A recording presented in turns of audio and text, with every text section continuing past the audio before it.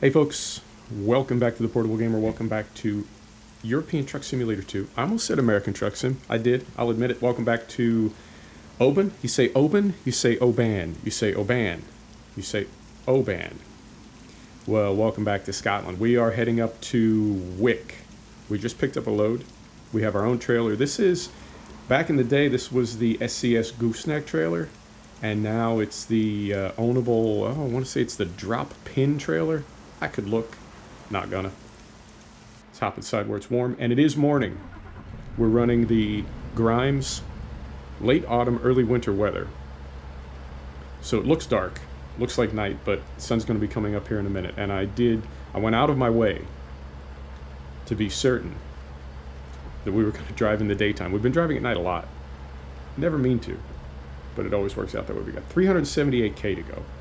Not too far. This truck does not have a GPS. You may be able to put one on the lower left windshield, but I haven't yet. So we are going to have the mini map on, the route advisor. Normally we don't. Brakes off, throw her in gear. Here we go.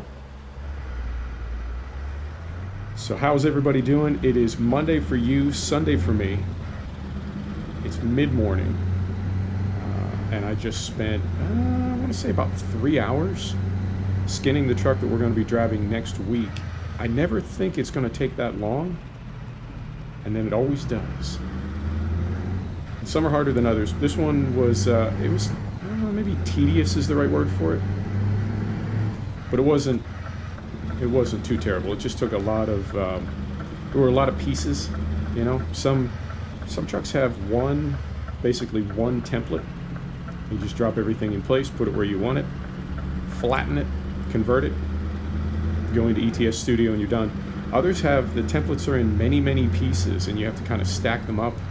And then some mod trucks have so many variations that there end up being a ton of different templates, right, for all the different things you can have. Not just the different cab types, but different chassis types, and different this and different that.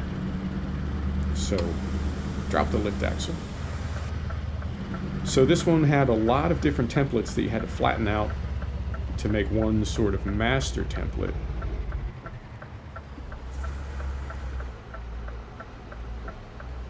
Sir, there you go. One sort of master template. And once I had that master template in place, then I could go ahead and start building my image file. So it was a process. It wasn't that bad though. It just took some time. So you'll see that next week. I do enjoy skinning trucks. I really do. It's you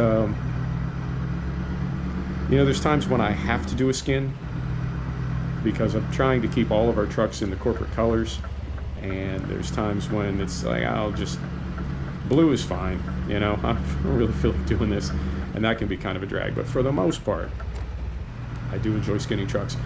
Now, this truck that we're in right now, the next-gen Scania, there's a couple things that are super cool. Those headlights, if you can see, those are the 5500K headlights by Alex D, and they're just a real subtle variation on like a xenon light. He's got a couple real specific temperatures, I guess, or frequencies. And I don't know how that works. Is that a specific type of gas that the headlight is in? I barely remember OChem, but I want to say that different gases resonate at different frequencies. There goes my voice. Different gases resonate at different frequencies, right? Like if you're looking at a campfire, you can see all those different colors of flame, and those different colors of flame represent different gases that are burning off and outgassing as a reaction to the campfire. You ever done that? Is that just me? Am I the only nerd listening today? Maybe. Anyway. So yeah, different things vibrate at different temperatures. Different gases vibrate at different temperatures, so depending on what gas you put into your sealed headlight, that is the color of light that you'll get. Science, man. Science is just relentless. Does not play. So this cat, Alex D, has made different headlights at different frequencies, so you get different kinds of light. I like these. They're kind of a pale green. Really digging that. And he makes a corresponding instrument panel light that has that same kind of soft very, very pale green glow to it. So we've got his headlights and we've got his instrument panel lights running. Alex D, and those are all in the Steam Workshop. And I think they're doing really well. So if you just look for like most popular in the last couple weeks, you ought to find that. And we've also got fantastic exhaust in this truck. Love it. Not quite ghost pipe, but it's pretty loud. Pretty loud. Sounds fantastic. And this is the last time we're going to be driving this truck for a while. So I'm glad I got it all working exactly the way I want. So, yep, Sunday for me, Monday for you. My beloved Steelers play at 4 p.m. and they are going to get ruined by the Patriots, man. I love to support the team. You know, got to support the home team, but you got to be a realist also, and they are going to get absolutely rinsed. It happens. You know, they had a good run, but I think this is the beginning of their rebuilding. I think they're going to need to spend about the next 10 years working their way back. It happens. And the Patriots, and, you know, I got to hate the Patriots because my team plays in the AFC, and their season has been ended by the Patriots multiple times in the past decade. So, got to hate the Patriots. I can respect the talent. So many Hall of Famers on that team. But at the same time, I don't have to like them. I can respect them. I don't have to like them. And they are, I think, about to head into the same phase. They have some key retirements coming up, if you know what I mean. You know, well, people can play a lot longer than they used to.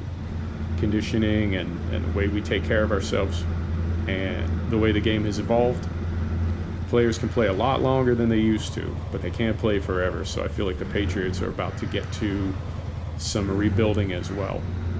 But not this year. They're looking pretty good this year, and they're going to look really good against the Steelers today. I would love to be surprised. Steelers are coming off 2 losses, and a lot of times when a team has dropped a couple, a quality team, which I think the Steelers are, a lot of times when a team has dropped a couple, we go here? Yeah, we do go here. Has dropped a couple in a row. They come back with a vengeance, you know? So that might happen. And on any given Sunday, you know the saying, on any given Sunday, any team can beat any team. But maybe this isn't any given Sunday, so we'll see. Should be a good game either way. I think the Steelers are going to be fired up, regardless of whether they win or not. I think they're going to be fired up coming off those 2 losses, so that'll be fun. And yeah, man, Sunday in America is just football from basically 1 in the afternoon till midnight. You can watch the 3 games, so that is going to be awesome. I'm trying to think what else is going on. Not a whole lot. I think for sim gaming, I think we're going to be in a holding pattern and just be able to enjoy ourselves for the next, say, 4 to 6 weeks. Now, I've said that before and I've been wrong, but I think we're just going to be able to kick back and relax. Everything is out now, other than Pro Mods. But Pro Mods being a volunteer organization, as far as I know, I don't think those cats are on the clock. So who knows if they're going to hustle up this close to the holidays, or whether they're just going to, you know, worry about it in 2 weeks. We'll see. It'd be cool either way. We are in Pro Mods 2.32, and we do have Beyond the Baltic Sea, but, and I think I've mentioned this a couple of times, you can't see Beyond the Baltic Sea because at the moment Pro Mods overwrites it, but when Pro Mods 2.33 comes out, then you will be able to see the SCS components of the Baltic states. So, stoked about that. Whoa. Slow down as we head through Fort William, and I didn't slow down quick enough. Ah, that's fair enough. We got a little bit of money to throw away on tickets. Man, I would love to see this game impact your career based on the number of tickets you get. I think that would be a super realistic feature. I don't know how hard it would be to code that in.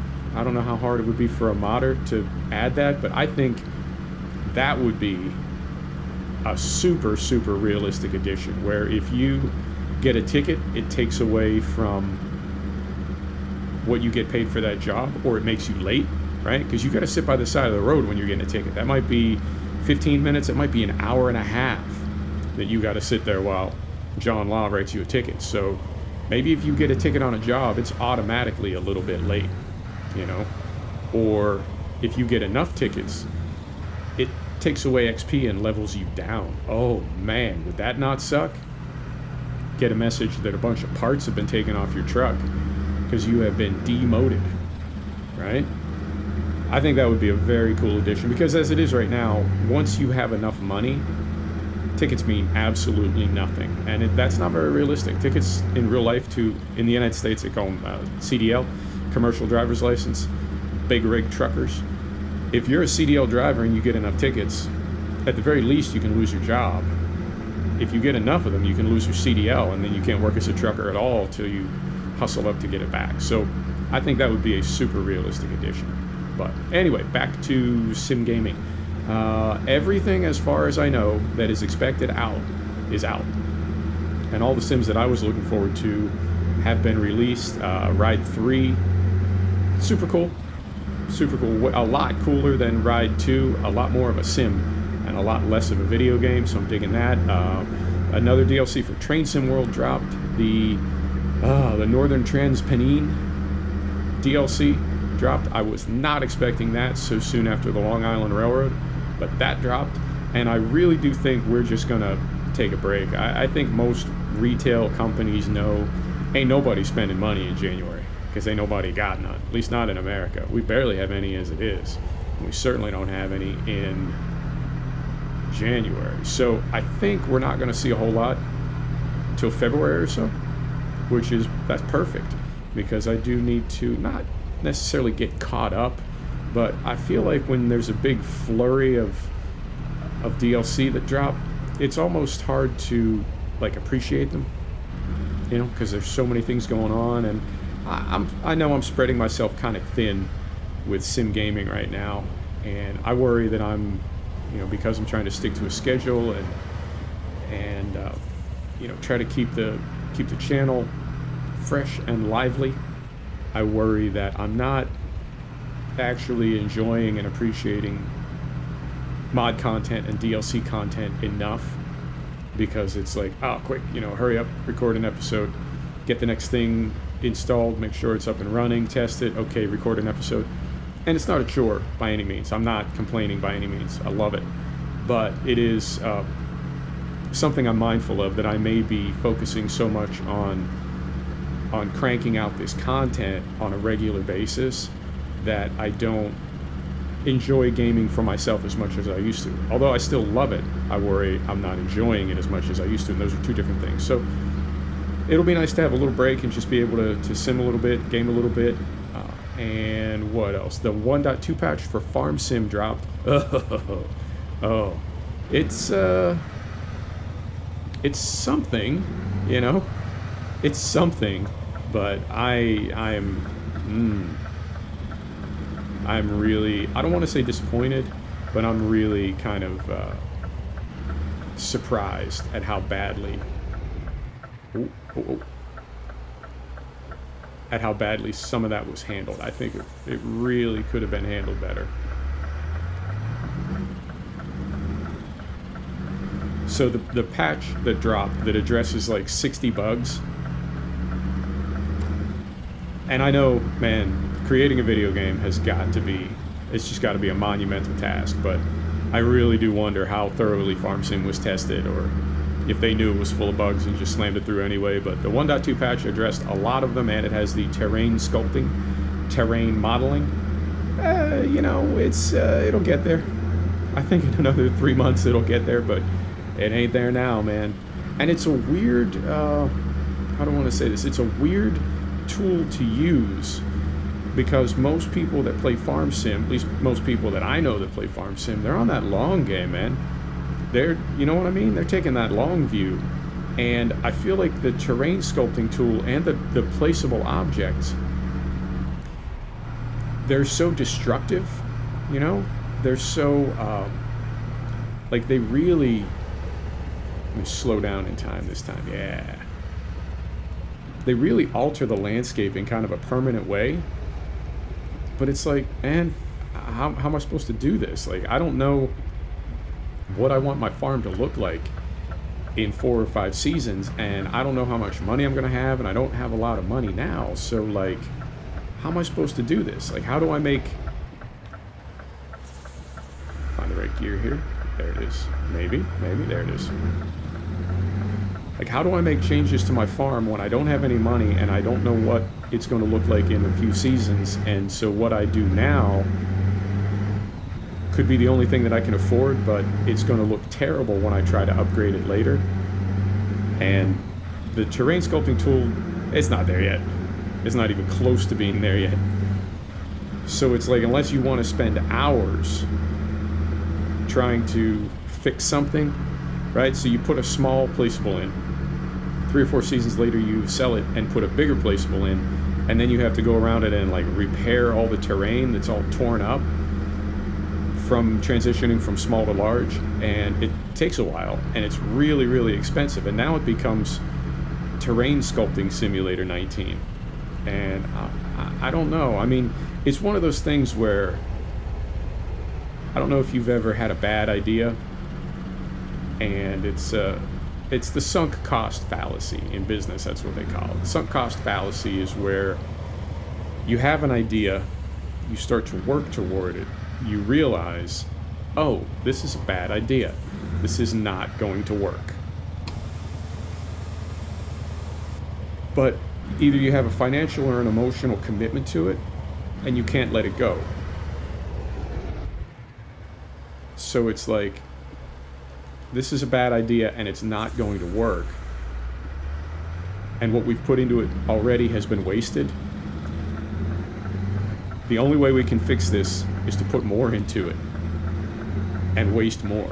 And it's a legitimate, I know I'm kind of not, I didn't make that turn exactly right. I should have stayed in the outside lane, but I wanted to be in the inside lane so I could practice my good turning circle etiquette.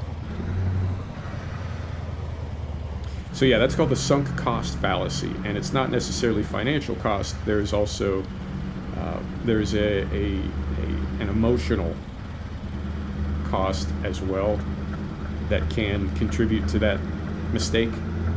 And it's basically saying, I really like this idea. I'm emotionally kind of locked into this idea, and I don't want to let it go. And even though I know it's a bad idea, and even though I know it's not working, if I just try a little harder, if we just put some more resources into it, it'll come around. And typically it doesn't. So when I look at the terrain sculpting tool, that's the impression that I get. Like, this was an idea, and it didn't pan out. It's just not, you know.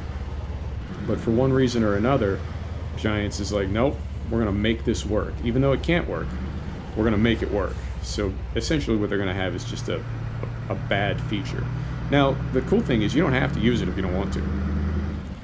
And you don't have to place the placeables. I think the mod maps are going to always hitting my knuckle on the desk. I think mod maps are going to help a lot with that. And I was talking to a couple modders on Discord, and that was basically what they said. Like, I'll make the map for you. I'll sculpt the terrain. I'll place the buildings. I'll build the courts. I'll build the yards.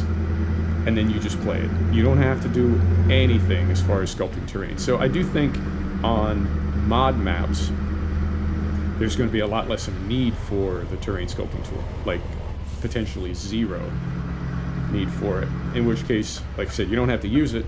And on mod maps, you probably wouldn't even want to, because the quality of the yards is typically really, really good anyway on good maps. So you see what I'm saying.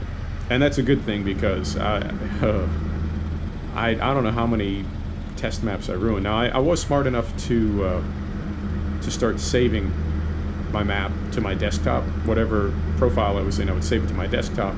And then as it got destroyed trying to use the terrain tool, I just reload it and start over. But yeah, man, it's yeah. So that's the 1.2 patch for Farm Sim. I'm trying to think what else. Train Sim World, talked about that. 1.33 is out for both ETS2 and ATS. Talked about that.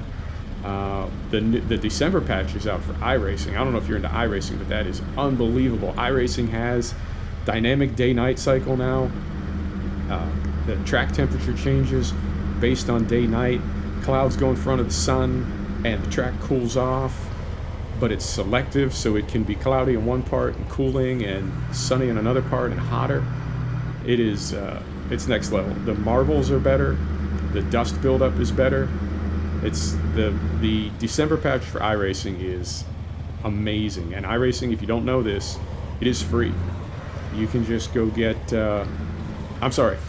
I take that back. I'm thinking of Race Room. iRacing is not free. It's $12 a month. And it comes with a bunch of cars and tracks. And then you can buy as many as you want. But the dynamic day-night stuff and the new dynamic track and everything else, that all comes with base game. So for $12 a month, yeah, please, I absolutely misspoke right there. iRacing is not free. It's a subscription service, but you do get all that stuff in base game. So that is very, very cool. I'm trying to think, a bunch of other stuff is patched up. I want to say MotoGP 18 has patched up. I think I saw a big one for R Factor 2. Can't think of anything else off the top of my head. So yeah, it's fantastic, man. What a nice way to wrap up the year. This is really, really super cool. Oh, and there's a little personal stuff. I got my 100th sub, and man, so many people have told me first 100 are the hardest. I really hope so, because the first 100 were definitely, it's been, I don't know what kind of growth I expected, but I really thought that it would be quicker than this, and I realize that sounds a little bit egotistical, you know, that oh, surely when people see my content they'll just go crazy and then everybody will want to subscribe. Did not happen. But I'm also, my numbers are really, really kind of upside down in that most of my views, so you typically get your view count is typically a percentage of your subscriber count, and mine is exactly the opposite. Like most of my videos that have any decent number of views, the majority of those came from not subscribers. So about 90% of my total views are from people that are not subscribed to me. It cuts both ways, because what it means is a lot of people that are not subscribed watch a video and then they don't subscribe. Okay. But I am getting some traffic, so that tells me that I am tagging everything properly and writing good titles and making some good compelling thumbnails. So it is growing. I have a couple videos over 1,000 views. Again, very, very small numbers for a big-time YouTuber, but for me, you know what I'm saying?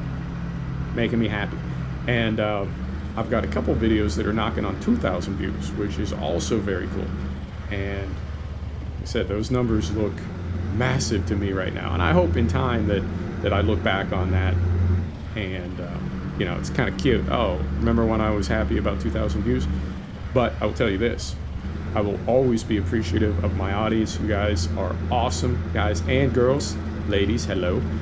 You're awesome, and I really do appreciate you stopping back. I say this all the time, YouTube is a massive platform, and that anybody would take the time to watch a video that I made is really, it's really flattering, it's really humbling, and it really inspires me to make absolutely the best videos that I can, and to continue trying to improve them every day, every possible way that I can think of. I will continue trying to improve my videos. Just want to make the very, very best ones on YouTube. So thank you, I really appreciate it. Oh, and I think, is that my whole list? I'm trying to read out of the corner of my eye here. Yeah, I think that's my whole list. Fantastic. So yeah, we are going to, oh, one more thing. Okay, this isn't on my list, but I can't tell you this. We're in Grimes late autumn, early winter at the moment, and we're going to Wick. From Wick, we're going to Iceland in our new truck, which is actually not a new truck. It's a few years old, and it's a truck that I've had, so it's not a new truck that we're getting, but it's a truck that you haven't seen before. You certainly haven't seen the skin before, because I just made it this morning. So we're going to take that up to Iceland, and we're going to do, I think, maybe 2 or 3 trips in Iceland. Because honestly, once you've seen Iceland, you know what I'm saying? You've seen Iceland. So we're going to make 2 or 3 trips in Iceland, and then we're going to go to Bergen in Norway, which is a town that we have a garage in. So when we get to Bergen, we're going to swap trucks again. So we'll drive our surprise truck next week. We'll drive that for 2 or 3 episodes, and then we'll go to Bergen and we'll hop in another truck. Also a surprise. But because Grimes Frosty mod is out now for 1.33, when we get to Bergen, we will come into Scandinavia in the winter. And the Frosty mod has three components, I want to say. It's got the Frosty mod itself. It's got the road textures. So you can run just Frosty, where everything is winter, but the roads. No physics. And there's an add-on that adds snow to the roads. No physics. And then there's a third physics mod that you can add that makes things a little bit slipperier. So I'll run all three. So we're in late autumn, early winter, because it is late autumn, early winter in the real world where I am. We'll go to Iceland, where it's, well, it's not always winter. I take that back. I was in Reykjavik years back, and it was pretty chilly, but it was not like brutal winter. So Iceland will be wintry. Oh dear. And then we will, sir. And then we'll get into Scandinavia, and it will be proper winter. And we'll drive, I don't know, maybe we'll do our regular loop like we do. We'll make a few trips across Scandinavia, maybe up to northern Scandinavia, up through Finland and Russia. By that time, I'm assuming ProMods 2.33 will be out. So we can check out the ProMods areas of Finland and the SCS areas of Finland and the Baltic states. And then we'll start heading south as we get into spring. So yeah, that'll push us out a couple of months. That'll be fun. Oh dear. Oh dear. Okay. Not paying attention. So yeah, that should push us out to maybe just about my 1-year anniversary, which I think I saw when I was looking at my analytics was March 27th of last year. Yeah, I think it might have been. So I'm also curious about that. I'm curious where I'm going to be on my 1-year anniversary. Looking forward to it. So, yep, that's my plan. And I'm also, it's only a little while away, so I guess I'll go ahead and start mentioning this a little bit, talking it up a little bit. I am going to do a Christmas Eve video for you. I know some YouTubers do that. I think that is a very cool tradition. Now, I don't celebrate holidays. I don't celebrate any holidays. I don't even celebrate my birthday. Long story. I had some bad holidays when I was a kid, real bad. So I kind of, you know what I'm saying? Yeah, it's not like that. Don't feel bad. I'm just telling you how it is. And then, as an adult, I had some people in my world that were like, "Oh, that sucks, man. I'm gonna give you the best whatever, Christmas, New Year's, birthday, whatever. I'm gonna give you the best Christmas ever. I'm gonna give you the best New Year's ever," and it was like too much pressure. You know, expectations were too high, and then it shit the bed and ended up being even worse than if they had just done nothing. And so it's like, I just completely pulled back. And I'm not, I have no affiliation. I don't have any belief system. So it will be Christmas Eve because that's kind of a calendar benchmark. But it will be absolutely non-denominational holiday kind of thing. Is this where we're going? I see a gate here. Okay. Did it just look like it was closed? It did. Okay. Make sure we clear back there, and we do. Yeah, so that will be absolutely non-denominational holiday video. I say Christmas because it's just an easy thing to remember, like I said, but nothing Christmas specific about it. But if you don't have anything to do on the evening of the 24th, I'll keep you company. Because I know holidays are pretty bad for some people. They're not the best for me. But I know for some people they are really bad. So, if that's the case, you're welcome to join me. And like I said, I'll get you through it. We're going to take a drive on the 24th. And we're just going to keep each other company. If you get it, you know exactly what I'm talking about. So, look forward to that. We'll get this thing backed in. I'm not even going to try to do it in cab in the rain. It's hard enough at the best of times, and then you throw in the wet mirrors, and I'm just hopeless. But I think we'll be able to do it. Now, we did this last ETS video was 400? I don't remember. But I'm feeling like, with the physics being different, I'm feeling like the trucks are backing up a little more reasonably, although it could just be this little gooseneck. Right. Wipers off. Wipers off. Wipers off. Parking lights. Did we set the brake? We did set the brake. Engine off. Let's see how we did.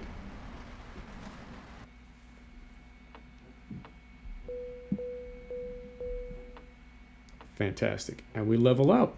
Super. I wasn't even expecting that. All right. Let's use our point. What do we want to do? I'm not too into long distance because they don't make necessarily good videos. Let's just work our way down here. So we'll do that one next. Beautiful. Folks, thanks for stopping back to check out The Portable Gamer. Thanks for joining us for another episode of European Truck Simulator 2. And we'll see you next time. Take care now.